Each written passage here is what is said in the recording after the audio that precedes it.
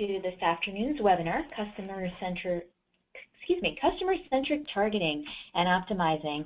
This is another webinar in our Predictive Analytics series. Today's presenter will be the Practice Director of our Predictive Analytics Group, Joseph Brandenburg, and I'm Lori Blanford, the Senior Marketing Manager at Dun Solutions Group. Thank you again for joining us today. Just a few housekeeping items.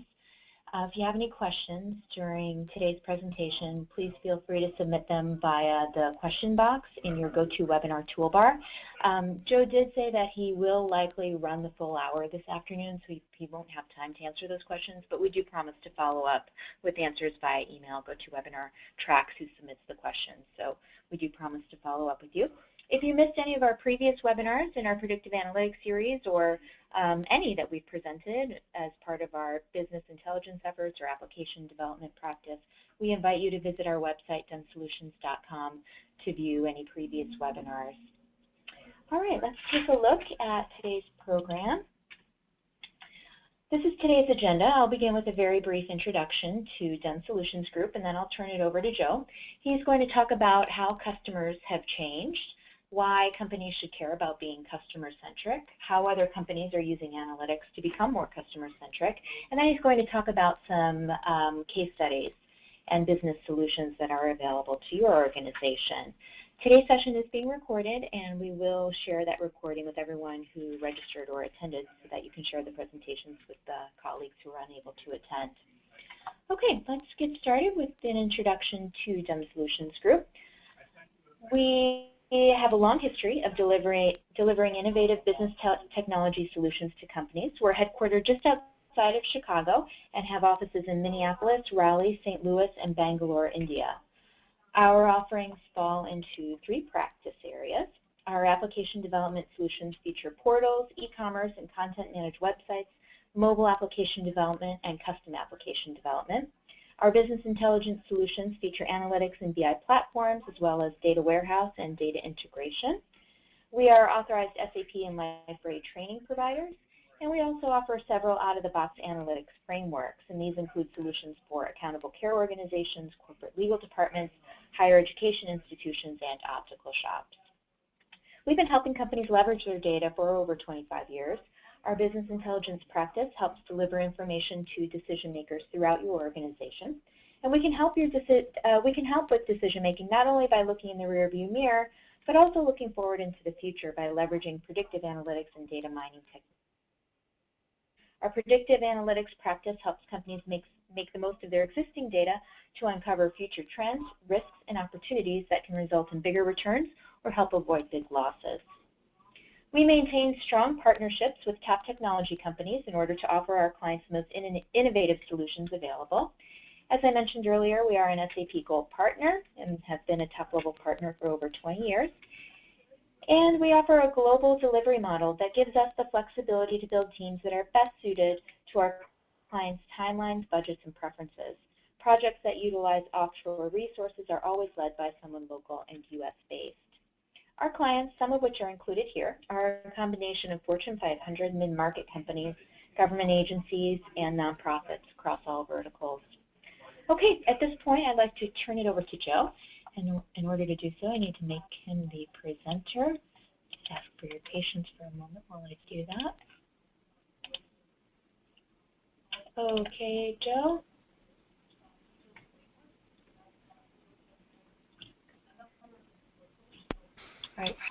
All right. Well, thanks so much, Lori. Thanks for the introduction. And just wanted to let everybody know, we've got a lot of exciting things that are really going on with predictive analytics and BI and application development here at Dun Solutions Group. And wanted to give you guys a little bit of a feel of, what it's all about to be customer-centric, and just a little bit about me and who I am. I am the Predictive Analytics Practice Leader here at Dun Solutions Group. I have over 20 years of project and performance and management of predictive analytics projects, and I've helped companies realize multiple billions of dollars in new revenue and helped them avoid potential big losses in a lot of different industries and institutions and organizations. I have a lot of expertise across a lot of industries, CPG, retail obviously being one of those, and also financial services, banking, insurance, higher education, and more. And we all have offerings in each of those different verticals. We are tending to focus heavily on our retail and CPG groups for this webinar, but there are implementations and techniques and stuff that we can use for financial services, banking, and insurance as they relate to some of these offerings. So I wanted to give you a little bit of an idea of kind of what's coming up and where we're going to be. So we're going to be attending and managing a booth with our partner Broadleaf coming up June 2nd through June 5th next month.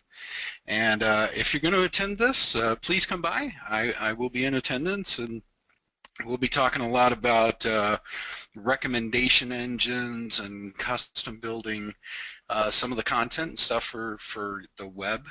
And I would love to see you there if you're going to be there.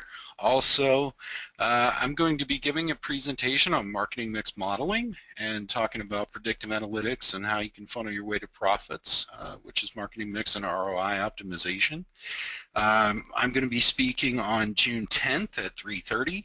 I'm going to be in the main room, and it's going to be track 1, which is the all audiences. So if you don't know what marketing mix is, or you don't understand, or don't want to talk about the mathematical aspects of it, I'm going to be talking to it in a very general sense and giving some nice case studies about that and how you can implement it and take advantage of it, and how you can actually add other pieces of information to your data and actually get more out of it. And then also we have a catalog that we're developing out, and it's coming out on 6/15. It's Retail Done Right. What this is going to be a series of offerings and then case studies that are associated to those offerings so that you can really get a sense of what's possible and what's capable out of our retail and CPG offerings. So we're going to have 5 major areas of focus for this. It's going to be merchandising and category management. We're going to be doing store operations optimizations, e-commerce and website optimizations, marketing and segmentation techniques and targets. And then we're also going to have customer life cycle and retention management. And that's obviously in an effort to build out some repeat business. So what's kind of changing in today's customers? Obviously today's customers are very different than they were even 10 years ago, and there's some major reasons for that. Well, obviously today's customers are actually more, they want more customization. They want more things out of the products and services that they're purchasing. They also are tending to be, especially with millennials, more hedonistic, which means that they're a little more selfish, self-centered, and want that personal touch to really be in play. And then also with the advent of the internet and the web and all of the pieces of data and information about prices and things that are going out there, they're obviously more sophisticated. They have more access to information faster, so you could have a product on the shelf and they're able to pull up their smartphone and just look up and see how that competes and whether they should order online and get it in a couple days or whether they should go ahead and purchase your product. And then also you have a lot more diversity today. You have technology-driven individuals, but you also have people that are still extremely primitive and have the flip phones and have not picked up on the new innovations and the new techniques, and you have to be able to cater to those people as well, because those are tending to be the baby boomers and the post-baby boomers. And then let's talk a little bit about customer demands and expectations. So we know that technology is changing the way that businesses engage with customers. And that doesn't really matter whether it's brick and mortar, it doesn't matter what it is. It's also getting an understanding of, customers still want that personal touch that makes them feel special. And that doesn't matter whether you're a brick and mortar retailer, whether you're a high-end retail, or whether you're an e-commerce website. They still want to be felt special. They also want things to be different and diverse. And then also they want products to prefer product messaging to be more transparent and concise. So there's no, no deception. They want to believe what you're going to tell them, and they want to purchase a product from you that they believe is actually the best product that you could make available to them. And then also, with technology, as I mentioned before, people are tending to comparison shop, and that's becoming big. And then also, there's a lot of technological influences, especially now that we're becoming more omnichannel. So you can get information from anywhere. You can get it from social websites. You can get it from newspapers, online blogs. I mean, there's so much information available you can't even begin to fathom it. You also have the capabilities of capturing all of your transactions. You can also look and capture conversations and blogs when people mention your information. And then also we have the machines and the capabilities today, and especially with cloud-based environments, to capture anything and everything that you could possibly think of and be able to analyze it. So what does that mean? So by 2020, take this into account and a possibility. We're only talking about 4.5 years from now, that there's going to be more than 50 billion connected devices globally, with mobile being the primary internet source for devices for most individuals. And then here's some more facts for you. By 2020, 80% of the global population will have access to a mobile phone. And then 60% of those will be either smartphones or low-cost tablets. So if you don't think they can comparison shop today, just wait until tomorrow. And then also social media and unprecedented access to information is bigger than ever. And then also there's tons and tons of peer product reviews. And then also tons of service reviews. So if you don't do something right, that's going to get out there. And then also if you someone likes what you do, they're going to promote you, basically with like a net promoter score type of information. If they don't, they're not, and you're going to get a negative ding out there, and people are going to find it. And then let's talk a little bit about persistency and retention and what we're calling segmentation. Segmentation basically is taking a group of individuals and looking at like characteristics and grouping them together. And this is done in several different ways. There's actually where you can do it by location, you can do it by gender, you can do it by race. But there's also a heavy influence of stuff where you're dealing with attitudes. And people feel differently about different things. Obviously, we buy different cars, we buy different products in the store. Some people are name brand loyal, some people are not, and some people are extremely price sensitive, some people are not as price sensitive, and it just kind of depends on their perceptions about things.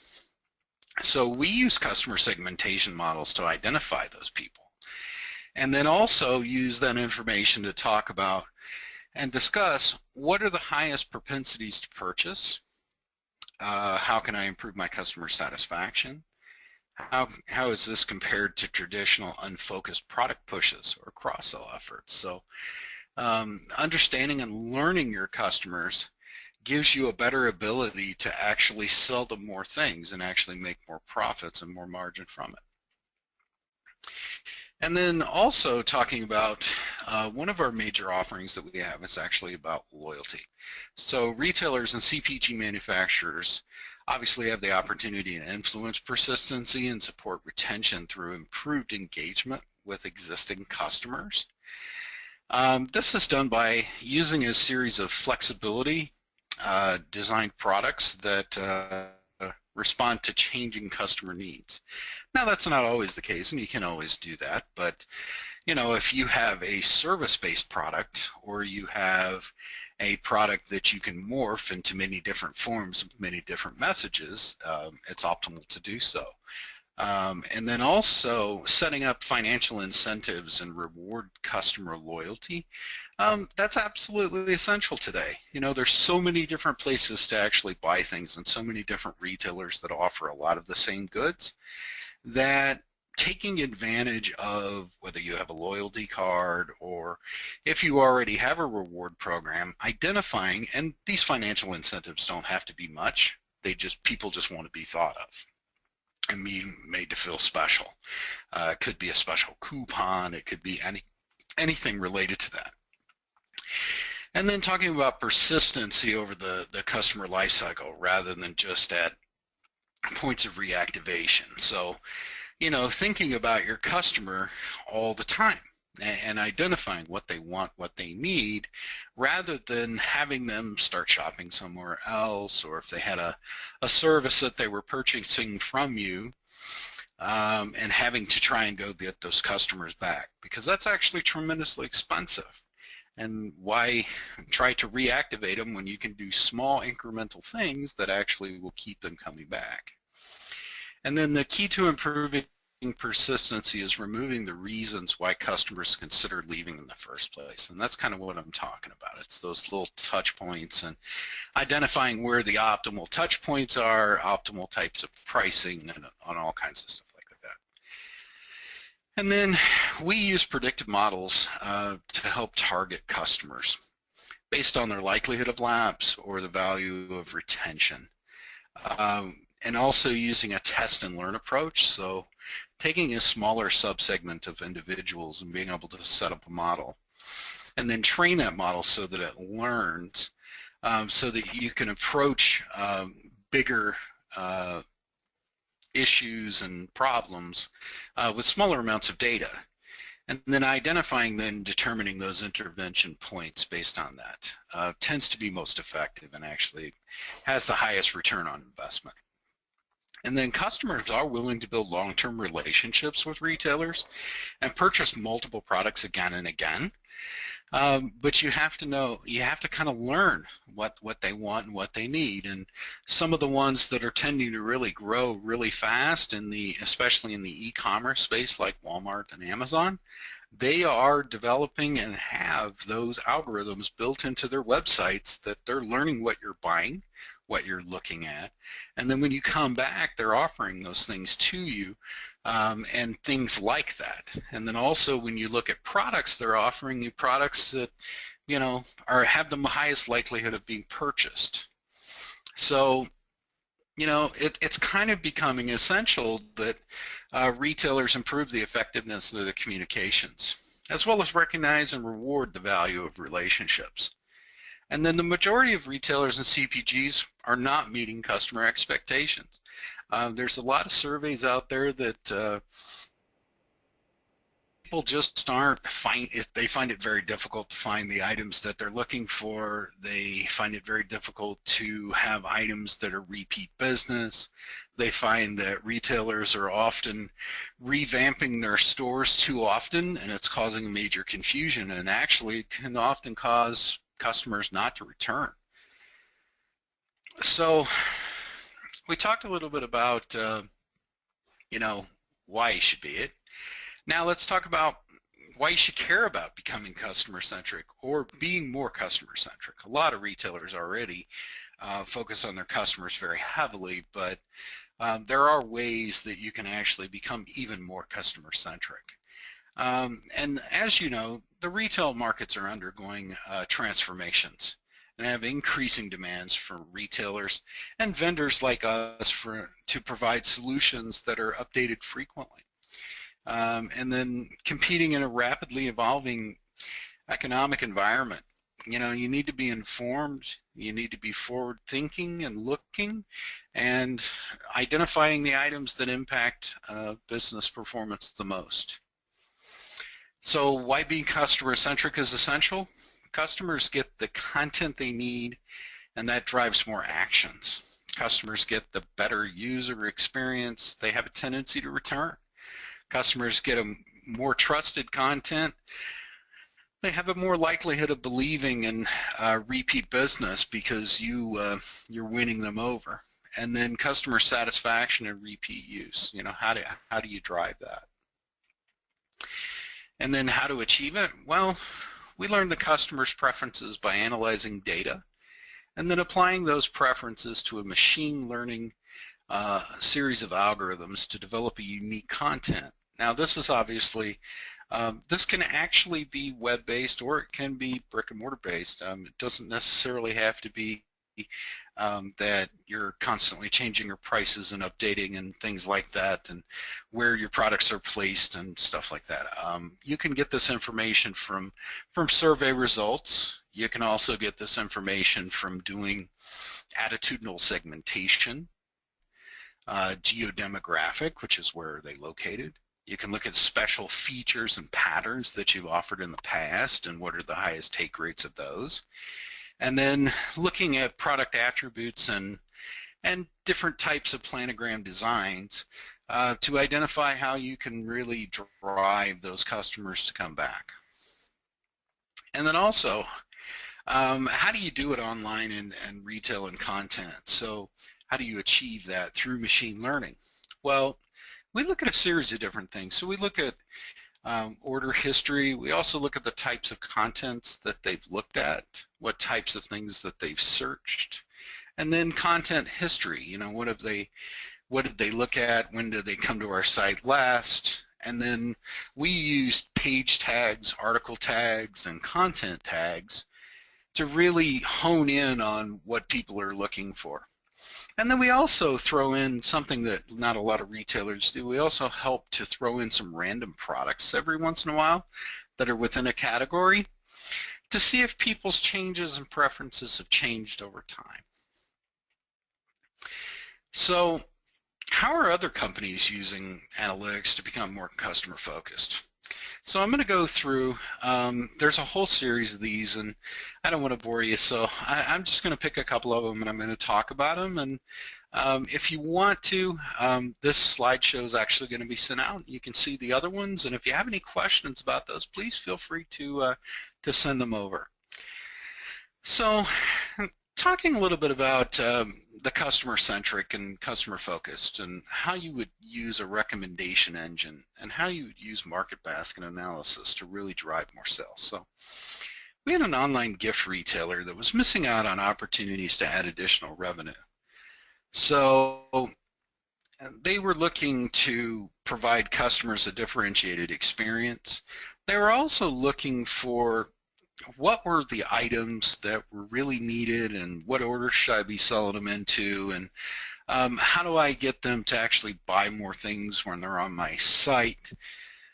So one of the things that we actually did was we identified the optimal product mix and then helped them to develop out a cross-sell offering so that they could identify each of the different products, and when that product showed, highest probabilities of people purchasing a like type product.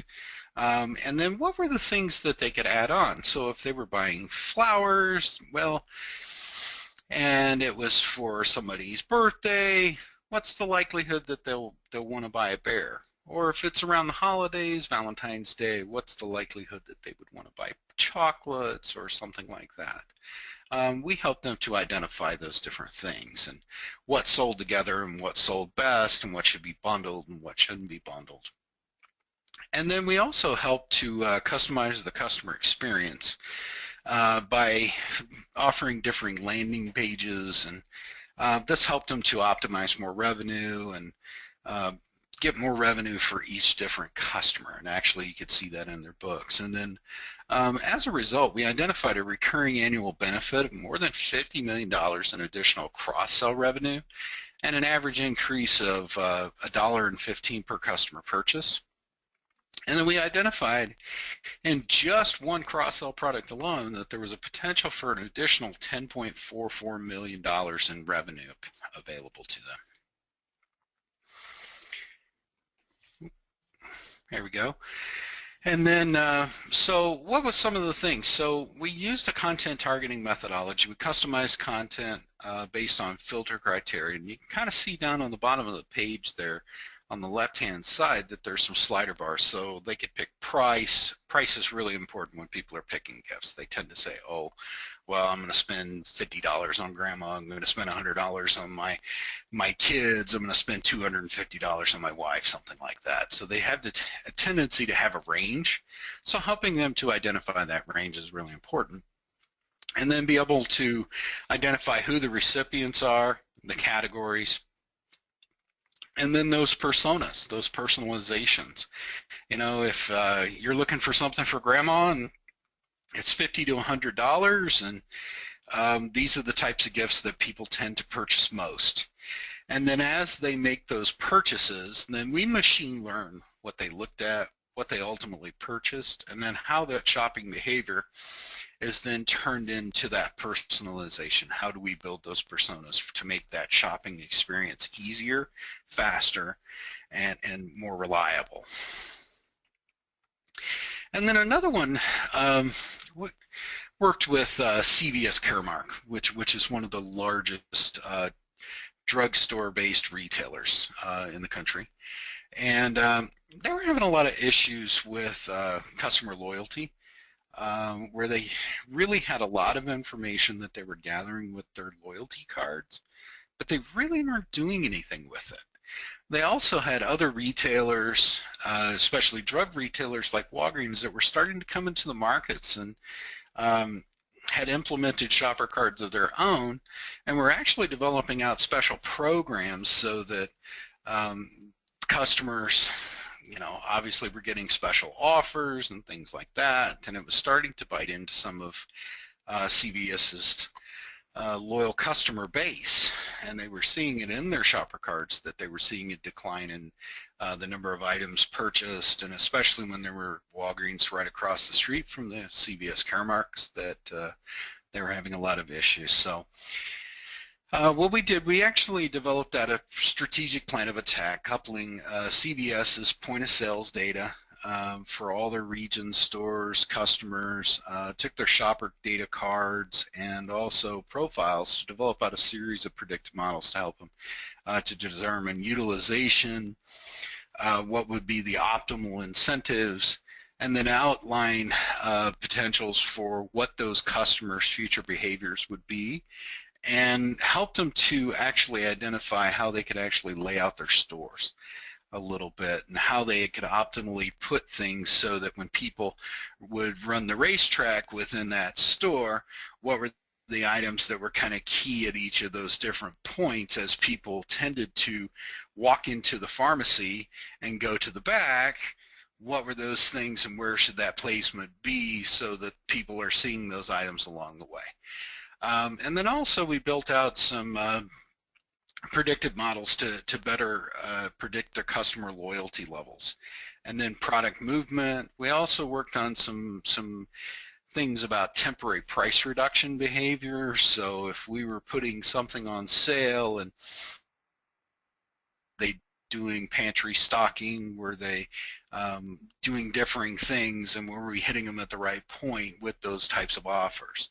And then also helping out with display by location, so where each of the different displays would be set up, and then what were the optimal products, and then going back to the manufacturers and saying, hey, we've identified that these are the product locations. Would you like to pay us a slot allowance and a special incentive?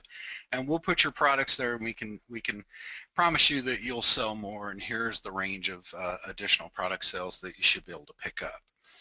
And then also pricing behaviors and determining the required incentive levels to get customers to come back. So a lot of that automated clipping of coupons and stuff actually came from this, and a lot of companies have actually copied a lot of that stuff. And then also integrating predictive analytics results in and with their web-based experience to modify the customer's experience for the ones that had logged in and they have a card already.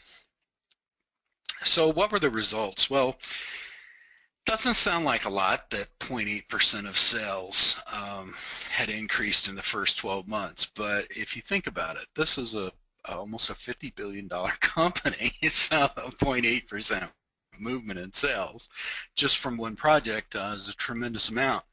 The project actually developed out a 1,750% return for everything that was invested into it. And then they also had the ability to better predict sales of their loyal customers. It helped to better determine campaigns and incentives. And it helped change web-based experience for customers that logged in. So if we knew who they were, we knew what we could almost tell exactly what they wanted to look at and what they were looking for, and then position and locate those things so that they could optimally find them. So here's another one, just real quick. It's a Fortune 100 retailer. And it's really where they wanted to identify how patient education, how they could offer differing services and stuff like that to get the customer more engaged, and then also use some psychographic segmentation to identify who those customers are. So we identified this guy, Jeff. He's 35 years old, obviously has a wife and a young child, and he was recently diagnosed with diabetes. As you can kind of see there in the middle of the screen, we started with offering him some deals and services available to him now that we've discovered that information.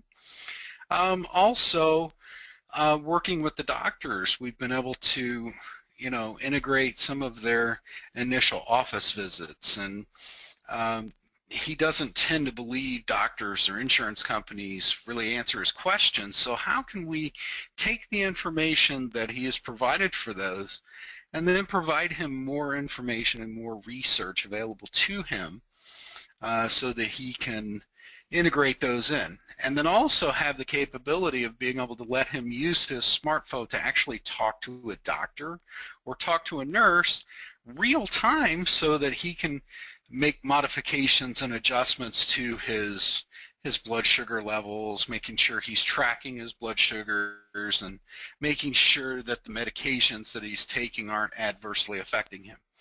And then also giving him incentives to actually purchase a Fitbit device so that he could, or what they call a wearable, so that he could then track those types of things for himself and then upload that information to this portal so that it has all of his information related to his medical records as well as his fitness levels and his activities and stuff like that, so that all of this different stuff can actually be recommended. And then another one, just really quick, talking about food distribution and manufacturers. So Nestle, who actually by leaps and bounds is the largest food distributor and manufacturer in the world, they really had a lot of issues. They were not able to tell whether they always had the right amount of product available to make it on the shelves, and were they able to get it into the customer hands, and a lot of that's actually related to the retailers that they were working with, and they weren't getting a lot of transparent information, and a lot of that, an issue, and we helped them to actually work with some vendors that sell that type of data and actually be able to get more information. We helped them to develop out the algorithms for that. And then they also had an issue where they needed to be able to manage their supply chain and then plan their operations and organize their logistics on a global scale. So that was based on a variety of influences and factors. So whether there were weather factors, whether there were promotions and sales and cross-channel, cross-category sales and issues and things like that. So what do we do for them? So we actually help them develop out a new product forecasting methodology. This new product forecasting methodology allowed them to basically simulate, prior to the implementation of a product, how much of that product would sell and where would that product potentially sell based on like items. And then also helping them to develop out demand signals so they could actually get information from the different retailers and identify when they were running short on products so that they could do more manufacturing and more shipping on a better basis. And then also helping them to optimize their inventory and their planning. And actually the inventory and planning thing was huge for them. Just by being able to inventory plan and optimize on a global basis saved them well over $1 billion just from doing that alone, let alone all of the other synergies and things that they actually developed out from having a more standardized methodology for approaching their inventory planning and optimizing. So what did it mean to them? So they were able to do a reliable forecast, helped free up a lot of time on their demand planning, and then also helped them to identify products that were highly volatile in sales, and actually make some adjustments there. And then they were able to make some better production decisions, and then that way they made sure they had the product available. And then also they were able to do a reallocation of some of their advertising budget to better focus on bigger impacting areas, which was really huge for them. So areas where they were extremely well known and had a lot of different products in the marketplace, they actually were able to shift some of those away and target some more of their mid-major markets and actually be able to identify and sell more product in those areas. And then if you want to see something about either the beer manufacturer or the soft drink manufacturer, feel free to do so. So now I'm going to talk a little bit about Done Solutions. Done Solutions Group, we put together this offering, and it's a packaged offering of differing things that are available to retailers and CPG manufacturers so that they can really do retail done right. You know, they can get it done right. And Done Solution Groups, we've made available some strategic tools that we've developed out for category management and business planning solutions. We also have some automated solutions for marketing mix, as well as dynamic pricing, and then a lot of other things. And if you're interested, ask us for one of our catalogs that's coming out on June 15th, and you can see a lot more about how we can help you to improve your resource management, how we can help you mitigate category risk, and then help you to make more informed decisions, because a lot of the research and predictive analytics that we can do, we can actually answer specific business-based questions that you might have that are a nagging question. We can help drive those by adding some components of data, particularly to the marketing mix and to the category management manipulations, and be able to answer those questions very quickly. So here's a little bit of a look at what we offer in a retail and a CPG analytics solutions matrix. So we focus really heavily on merchandising and category management because we believe that that component, along with the marketing and the customer lifecycle management, are three of the major things that really help you to become customer-centric. So what are some of those things? So we have product sales and analytics, visualizations, we have market basket analysis that we perform, so we can see what customers are buying when, you know, what type of shopping trip was it, and what's their highest propensity of purchase when they have a smaller shopping trip versus a larger stock-up trip, and then also product mix analysis. And one of the things that often nags a lot of brick and mortar retailers is being able to optimize how much stuff they have in stock and on the shelf at any one time, and how do they optimize that. And then we also do a lot of stuff with new product launches, as you saw with Nestle, and how they would predict out those types of sales and how new products would typically tend to perform through simulations, and also through test markets. Maybe in a couple of stores we might test out, you know, how products would move and identify some of the geodemographics and attitudes in those locations, and see how other stores would relate to those. And then also one of the key elements of merchandising and category management is understanding pricing, and especially in price elasticity. So how much do I have to shift my price before someone will actually purchase the product? And then also we do a lot of store operations, so we do task executions, we do sales and operation baselines and tracking dashboards. We also do workforce optimizations and scheduling. And then we also do loss prevention rules, firing, and alerts. So if there's certain types of items that are tending to disappear more than others, and giving those alerts in a quicker fashion so that you can either put store security in that location, potentially put more cameras in that location, and then help to alleviate some of those things. And also, you can not only use this in the front of your store, but you can also use it in the back of your store if you have employee theft that might potentially be happening. And then we also do distribution and supply chain optimizations. And then we also do web operations and e-commerce optimizations. So we do page and layout utilization. How are people traversing your site?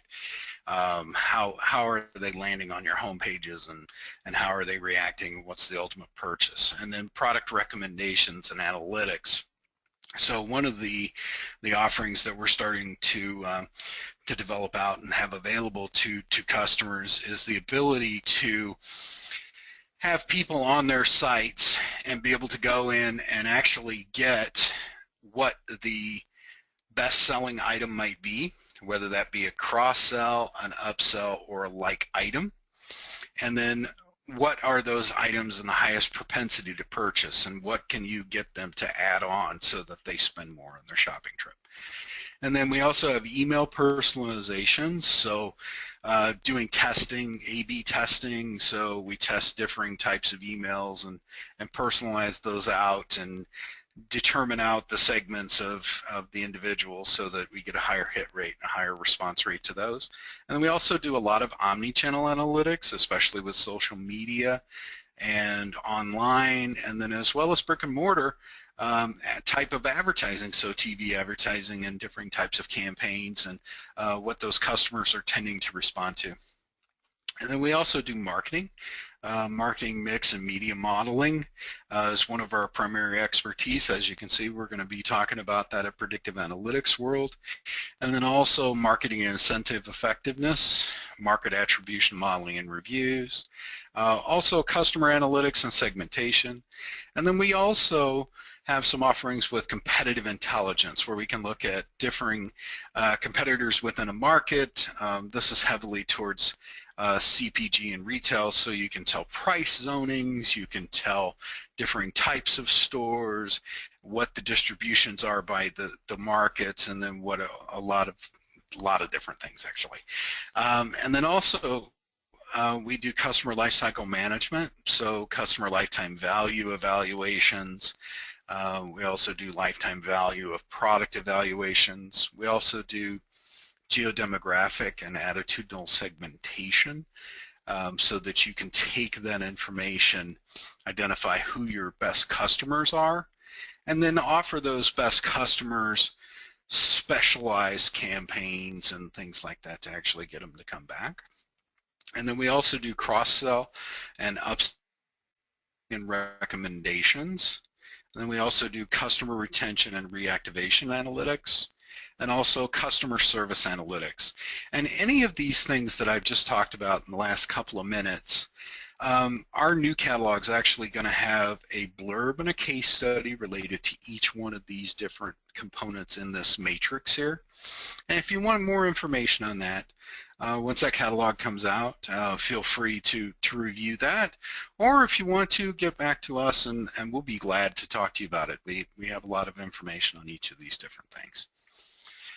So I'm going to talk about a couple of these different things. So one of the biggest components is really impacting stores and CPG manufacturers is category management, and then also the business solutions. So we look at different types of modeled behavior. So we look at purchase patterns and behavior. We look at competitive effects. So if your competitor puts something on price, on sale, or they do a TPR, or they have a special trade promotion or something like that that's really impacting your sales, we'll be able to see that actually right away within the models, and we can actually have a return on how much that competitive effect is impacting your sales. So how much is it costing you? And then we can talk about new product space in the category, and then we've talked a little bit about test markets and simulations and customer segmentation, and then geodemographic, socioeconomic, and attitudinal segmentations. and then also market basket, and then syndicated data. So syndicated data is where all the different retailers sell their information to either Nielsen or IRI. We have deals with each one of those different groups, and we can get their data and actually be able to integrate that in with some of your point of sales data and be able to give you some really nice market basket and customer behaviors. And then also we segment by opportunities, and then we also do profitability charting and estimating for each of the different products and categories that are within each of the different shelf space. And then also for store and online based reviews and modeling. So we do overviews of store by store, store unit, product management, optimization planning, unit movement, percent of on shelf and stockouts, and number of products in a category, coupons and redemptions. We work a little bit with Catalina Marketing and some of the other couponing companies to be able to identify how many coupons are available and what the redemption rates are and what those optimally should be. And then we also do FSI circulars and what's in those and how can we tell, is that driving more sales by where it's placed in there and the types and the price points and things like that. And then product locations and slot allowances, and we talked a little bit about that earlier.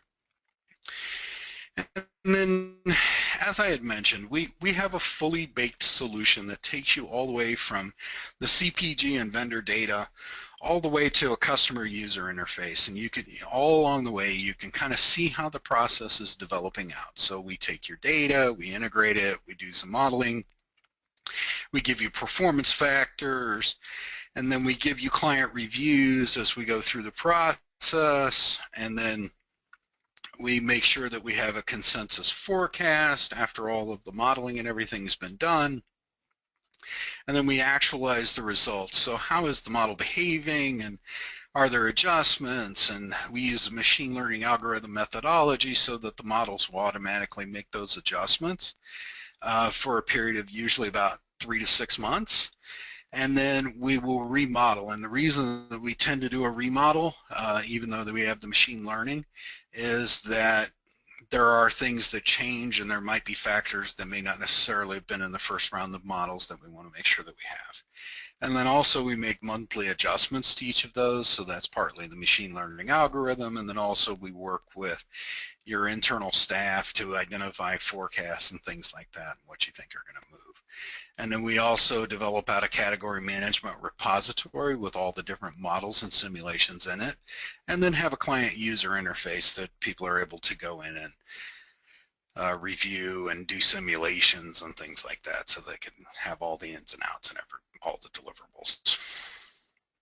And then one of the ways that we help you to become more customer-centric, we always go in and we do a consultative discovery, and we look at your value propositions. We help you with problem identification, organizational objective alignments. So we want to make sure that if we're going to go and model something and we're going to find something, if it doesn't fit with your value propositions or your objectives, obviously that's not something that we're going to continue to pursue.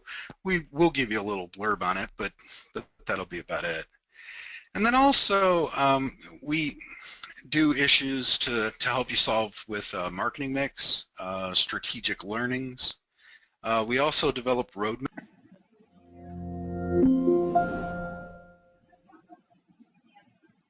Centric, and are you having the best things available to you? And then also we develop and use predictive models to help develop custom models so that client-specific data to understand what, when, where, why, based on optimized simulated marketing and media product programs. And then we also identify and produce do-tos. So what's causing these issues to determine why and how much each marketing, media, promotion, distribution, operation, competitive effects, the economy, weather is another one, had on your business, and then how much of an impact did that have on your return on investments for each of the different elements. And then also we develop out and build custom marketing data management platforms to help you collect, cleanse, integrate data.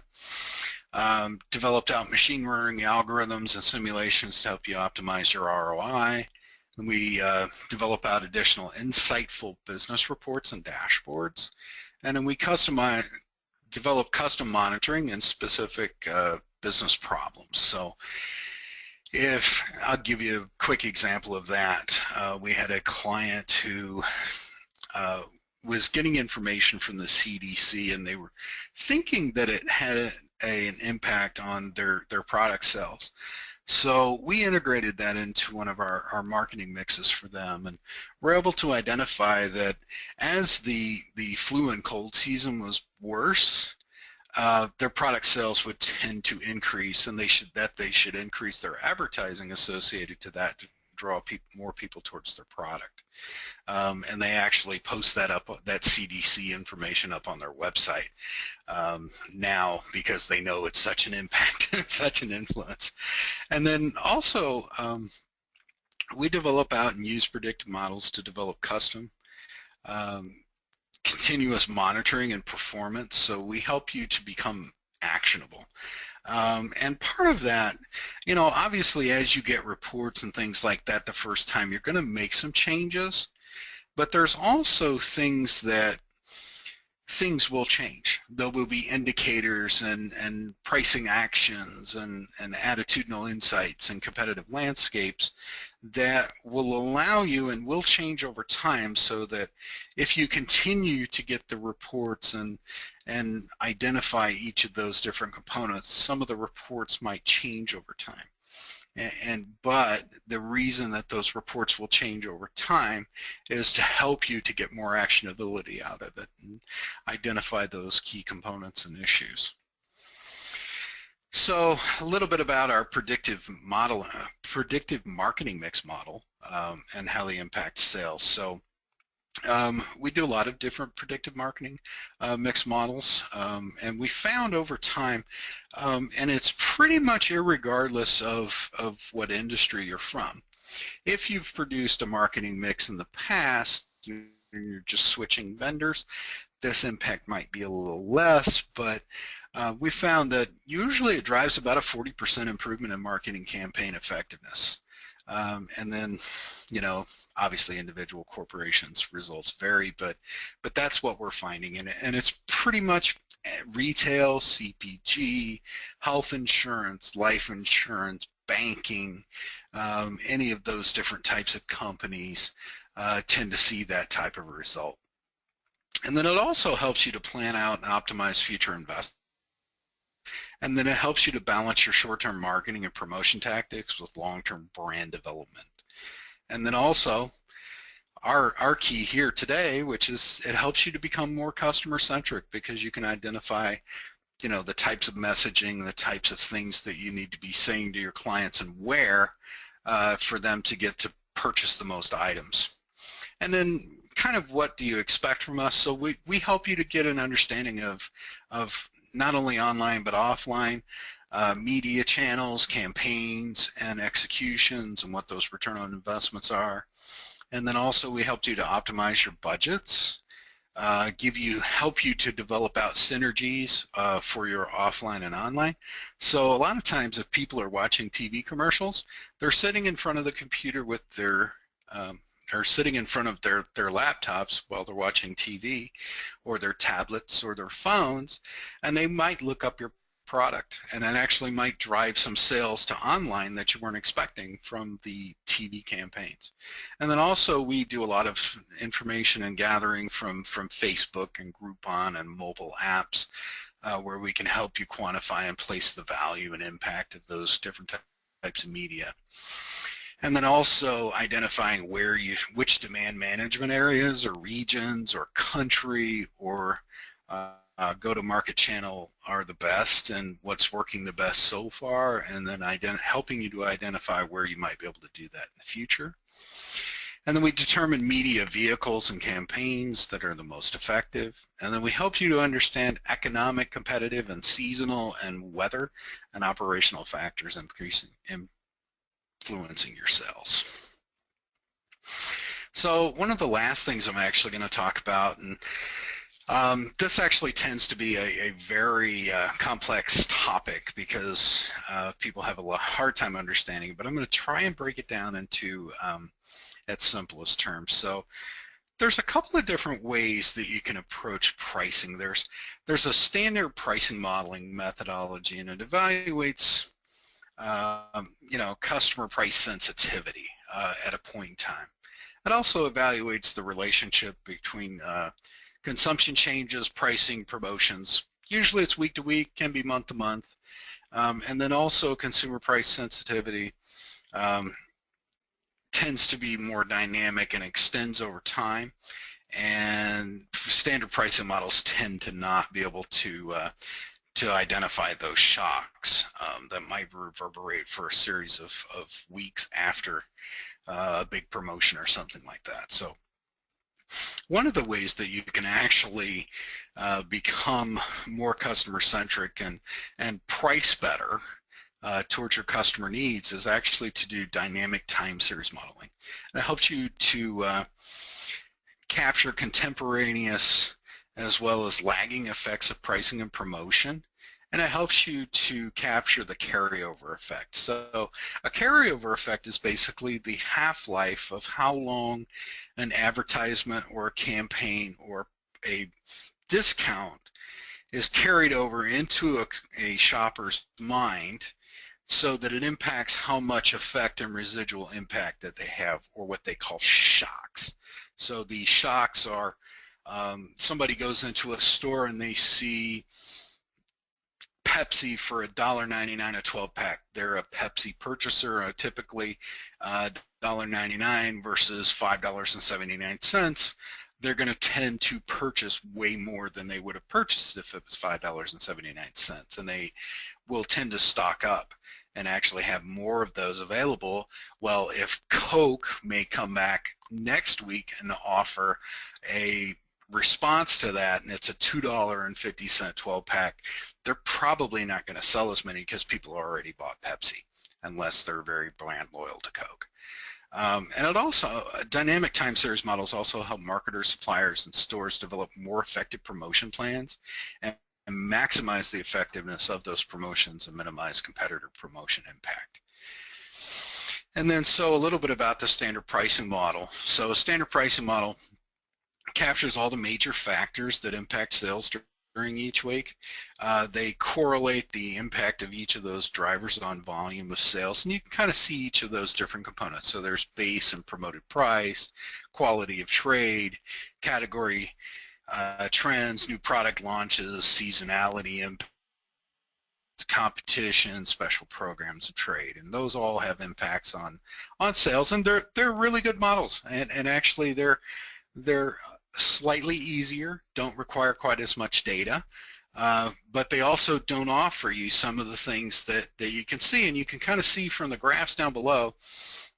These are, there was a special promotion that was done by one of your competitors. You can see a dip in your sales in week 3. You can see an increase in sales. You did a major promotion in that. You can also see on the right-hand side that there was a hiatus. There was a huge sale, so you lost a lot of sales. People were tending to stock up, and you can see a lot of these carryovers and pantry stocking impacts from these competitive dynamic time series models. And then you can kind of see the reverberating shocks by each of the different campaigns. And then you can also identify cross-category demand. So if you see that circle down there on the right-hand side, it says X categories. That's a cross-category, and then your current category, and then non-promoted price, and then what you did for trade and distribution that might have had an impact on your sales. And then you can see that there's a tendency to need a hiatus along the way for competitive promotion, and then when should you respond after pantry stocking for different types of products and do your own counter promotion that will have the most impact. And then you can kind of see that they have forward buying effects. This is actually data from a soup manufacturer and how they're impacted by differing promotions and things like that, and when they should respond. And then you can kind of see here that the initial promotional lift, the forward buying impact based on your promotional lifts, and then you can see the minimal repeat purchases because there was a lot of impact. And then here's kind of how the hiatus kind of happens, where they had a forward buying and then they had some repeat purchase, but you can see that there's really a hiatus period where you should kind of lay off and not necessarily promote as much because your sales are not going to be as good. And then you can kind of see here that, you know, as they're going through their trade impacts, you can see that there's a cumulative impact that exceeds feature and display because they had so much forward buying that now each of those different things are actually dipping, where normally trade or display might bring those sales up. And then you can kind of see that there's in-category ripple effects, where competitor A's discount versus competitor B versus competitor C has a big impact. And then you can also see that sometimes there are cross-category switching that has a big impact on your sales.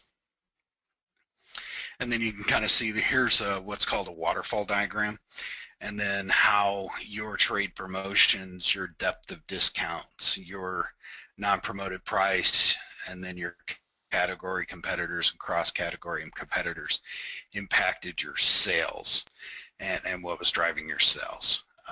And you can kind of see that this actually includes some TV and some econometric factors within the models, but it kind of at that point in time and how the measures and everything kind of work.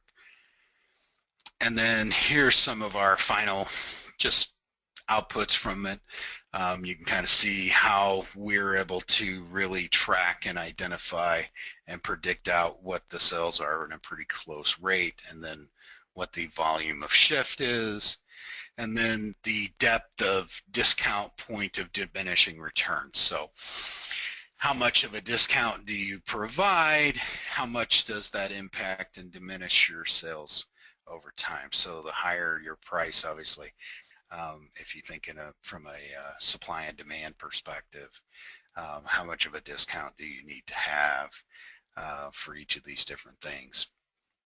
And then the final part, consumer level promotion effects. So, you know, with the strength of your promotion versus the conversion propensity, and what are those differing things. So you can kind of see feature and display, feature only.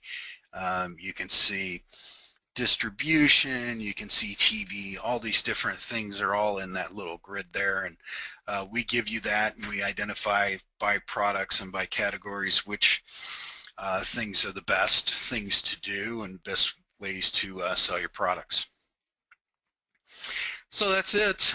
Thank you so much. I'm sorry I ran over a couple minutes here. Hopefully you were able to stay on and finalize it up. And if you have any questions, feel free to email me at jbrandenburg@dunsolutions.com, or feel free to send a message over to one of our sales team if you have contact with them already. And we'd be glad to talk to you about any of the things that we've talked about today, or any of the other offerings that we have for retail done right.